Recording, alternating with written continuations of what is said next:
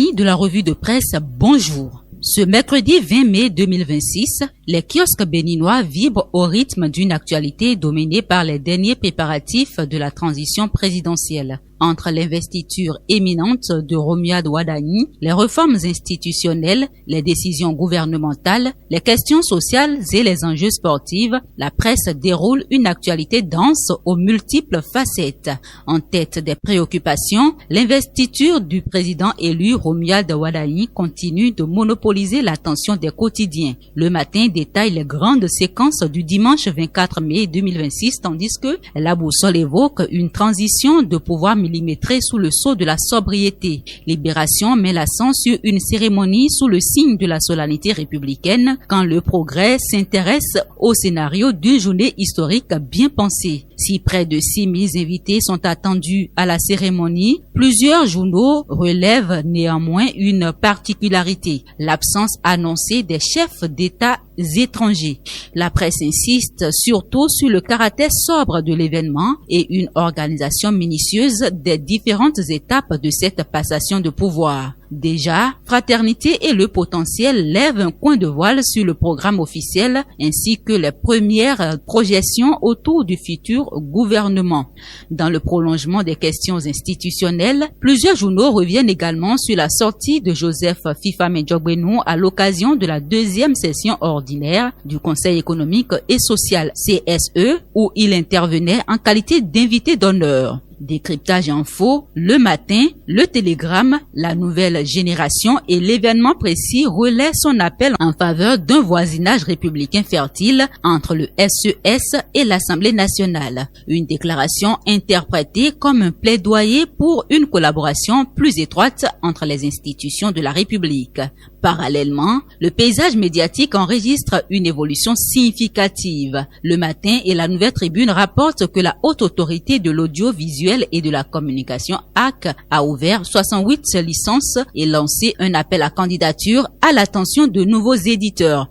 Une démarche qui s'inscrit dans une dynamique de renforcement du pluralisme médiatique au Bénin. Sur le volet société et culture, certains dossiers continuent d'alimenter les discussions. La priorité s'intéresse à la portée de la dissolution des agences de sauvegarde de la culture au Bénin. Que comprendre de cette ultime décision du pouvoir talon, s'interrogent nos confrères. Une mesure de proximité retient également l'attention. Nouvelle Expression et Fraternité annoncent une réforme portée par la Caisse nationale de sécurité sociale CNSS. Désormais, les équipes de l'institution se déplaceront au domicile des pensionnés grabataires pour effectuer les contrôles de vie. Une démarche visant à alléger les contraintes pour les personnes à mobilité réduite. Par ailleurs, les questions de développement restent au centre des préoccupations nationales. La Nouvelle Génération rapporte que les députés examinent une réforme environnementale sensible à Zinvier. De son côté, Fraternité évoque déjà les ambitions agricoles attribuées à l'ère Wadani, articulées autour de la mécanisation, de l'assurance récolte et des mécanismes de financement destinés aux producteurs.